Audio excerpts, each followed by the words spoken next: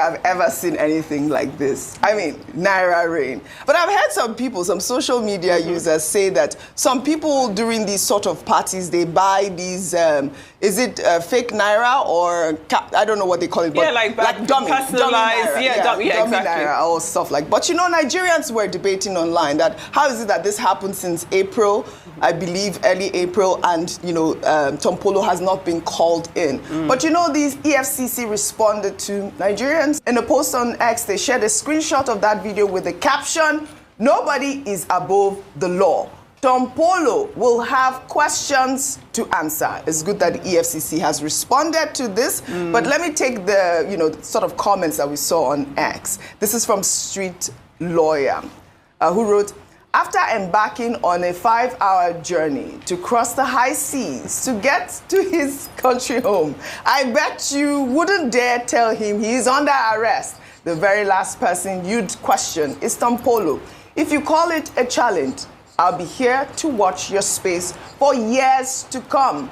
If the federal government couldn't arrest him when he was at war with them and made the Niger Delta unsuitable for government oil activities, who is the EFCC?" And those are the questions that Nigerians were asking, because this video has been circulating online. Adefemi Akinsoya. I mean, well, he's asked, the person is asked, who is the EFCC? The EFCC, Economic and Financial Crimes Commission. It's up to them to show who they truly are. Because in such instances like this, while we can all accept that socially the abuse of the Naira is one of the most flouted laws in this country, if you are going to enforce these laws or these protections, then do so across the board. Because I say so, when Iyabo Ojo's daughter got married last month, I believe that she came on social media and said that she was also invited by the EFCC on this same issue. And the scale is completely different. What we are seeing here in this video is not the same we saw at Iyabo Ojo's daughter's wedding. So if she was called in for questioning, I don't think there was any type of severe punishment, but she did release a statement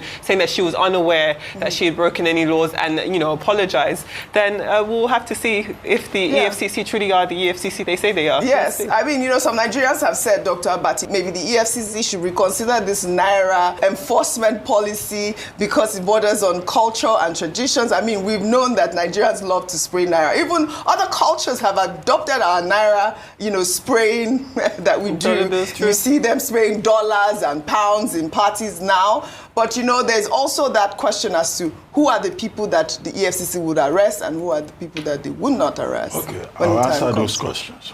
One, the EFCC is right to say that nobody is above the law. Yes. I mean, in this country, in reasonable countries, it's the rule of law that prevails. That's why you have a decent society. Absolutely. Without the rule of law, all of us will be living in a jungle, in an animal kingdom. Even animals have some codes. Yes. So the point about the rule of law is valid. Now, talking about the law, Section 21 sub 3 of the CBN Act of 2007 criminalizes the idea of abusing the Naira. You cannot squeeze it, you cannot step on it, you cannot spray it, you cannot treat it because it's a symbol of our national sovereignty. So the law that they can invoke is that Section 21 sub 3, of the CBN Act of 2007. Now, 3, the EFCC has been arresting a number of people or interrogating them on this. You have the Okoya brothers, you have the Iyabo Ojo, Miss Iyabo Ojo, first priest, you know, who had a wedding for her daughter. You have E-Money.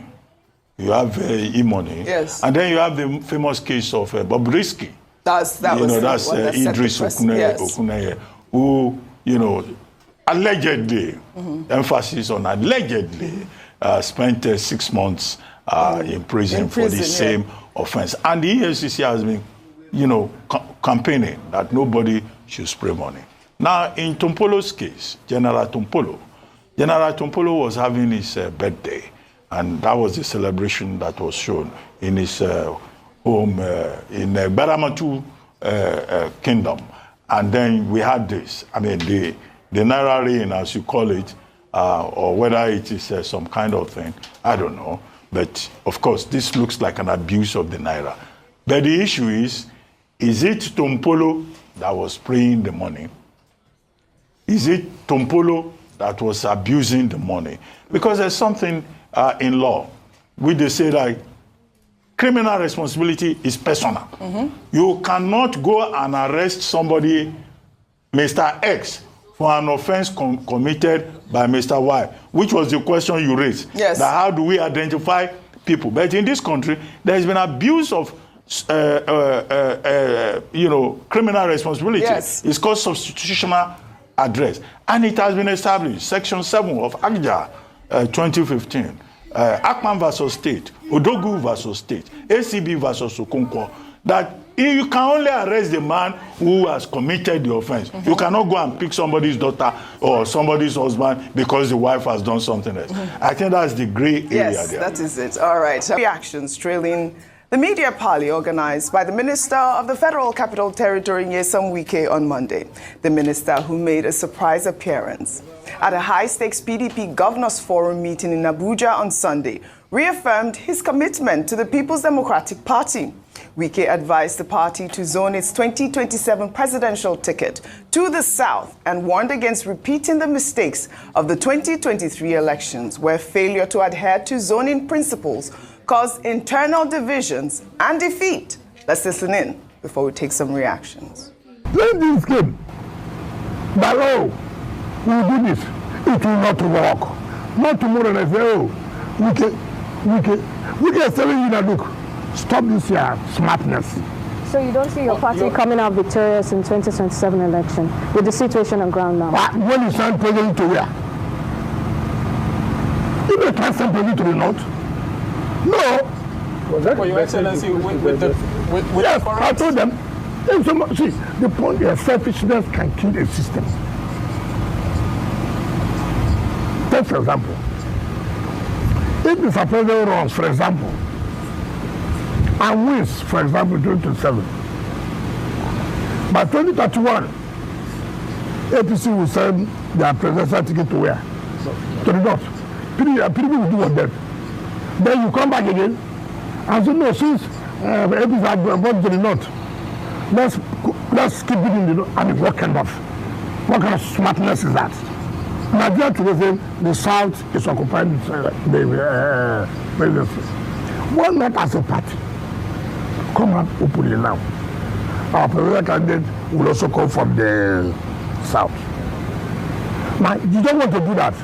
You want to play the same game. You play the 2023. It will backfire. And when it backfires, it's all these people did this, people did that. It will backfire. And I told people, this smartness don't help you. Not tomorrow, and I say, oh, we can tell you that, look, stop this here smartness.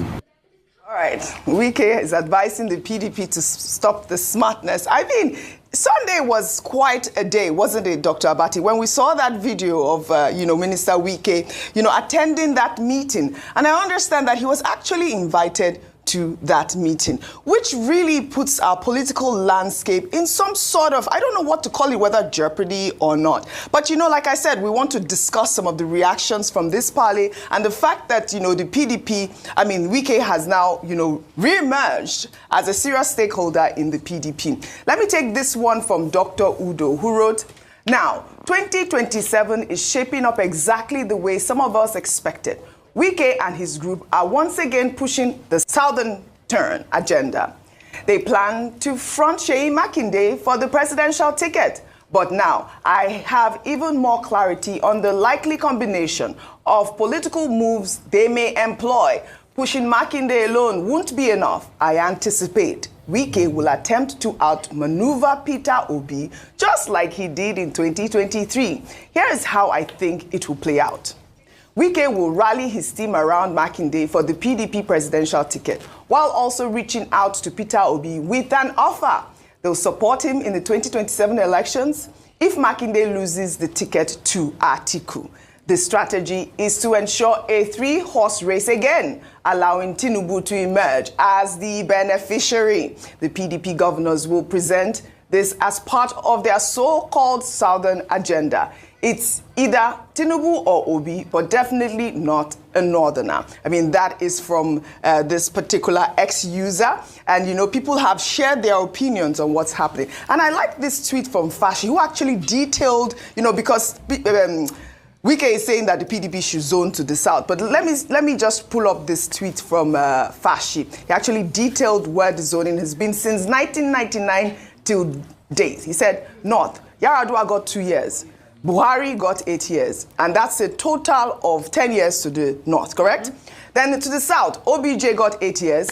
JEJ got 6 years. Tinubu 4 years. A total of 18 years to the south. So that's an 18 to 10 ratio. And then PDP era, the south got 14 years, and then the north got 2 years.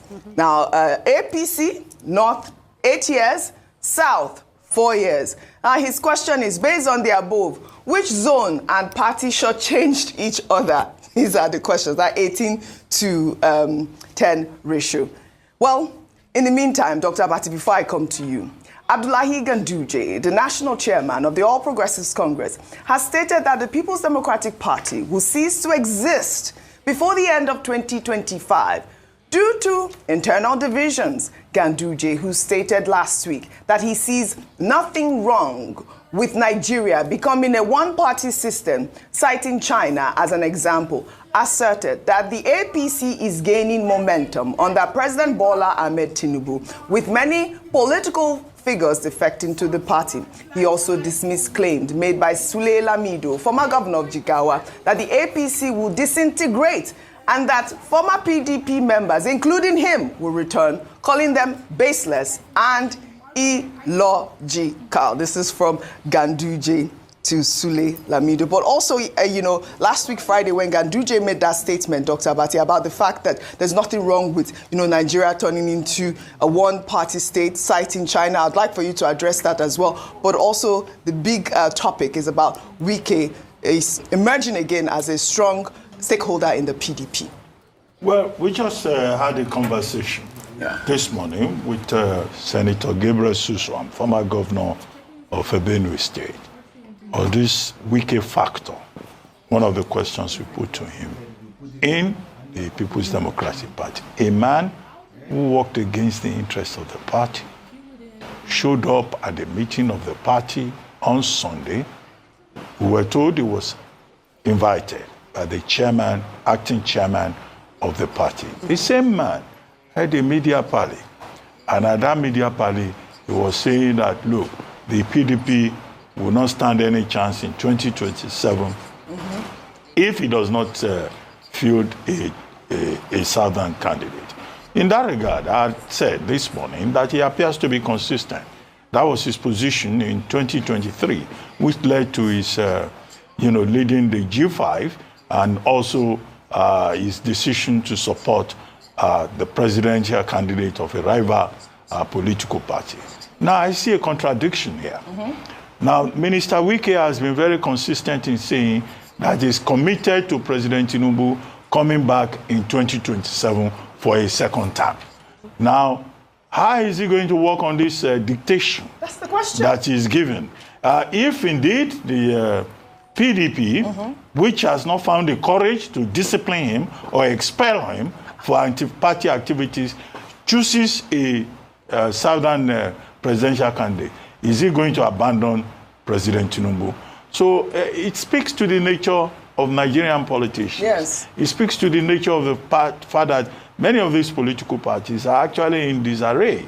You know, on what basis is Wike again, with its open association with the APC and President Tinubu, would be able to dictate who should be the next presidential candidate of the People's Democratic Party? That's a gray area. As for the gentleman who is doing calculations, the North has done 10 years, the South has done 18 years. Again, this is a problem with Nigerian politics. Politics, yeah. In other jurisdictions, in the United States, or maybe the UK, to cite, you know, the familiar example that Nigerians like to refer to. They don't choose people on the basis of ethnicity or religion or geography. Look, our democracy is not going to move or make serious, far-reaching difference until we get to a stage where there is meritocracy, until people are chosen on the basis of what they can do, what they can achieve, what difference that they can make, not on the basis of whether they come from Ekulobia or they come from Ekulobia or they come from Kaura Namuda, right, you know, or they come from Djibouti, but because they are competent people who can move Nigeria forward. But we're unfortunately still at the level of ethnicity and religion, and that's why we are counting, you know, years spent by the North or South, or you know, as if we are counting beings. As for Dr. Ganduje, well, he says that the APC, the PDP will disappear. Well, by what calculation is he saying that? But the more important thing that he was talking about is not just about saying 2027 is a done deal for APC and President Tinubu. It's his talk about one-party state. Yes. Now, I wrote an extended piece today, back page of This Day, in which I interrogated this connection between the factions, which Ganduje is obviously excited and over-enthusiastic about, you know, and also, you know, the possibility of a one-party state. A one-party state is the very antithesis of multi-party democracy. In a one-party state, he's citing the example of China. Yeah. In a one-party state, you don't have freedom of expression. No. You don't have your fundamental human rights. In fact, if you dare express an opinion, you will be crushed. There's death penalty for corruption. Whatever. You know, it's a draconian, authoritarian system that you will find. We found in Nazi Germany, in Mussolini's Italy, and also in China, in North Korea, in Cuba. Is that the kind of thing he wants for Nigeria? Where was he? When civil society was fighting for the exit of military rule in this country and return to civilian rule, the whole struggle for civilian rule, civilian democracy, was about people having rights, people having the opportunity to make free choice. And here is the chairman of a political party in 2024 calling for a reversal of all those gains. Oh, God. Some of these people. Dr. Massey is short of words. Oh, God. That's speechless. I mean, really. But you made very, very good points with regards to this one-party state system. We are a democracy, and that's what we are practicing.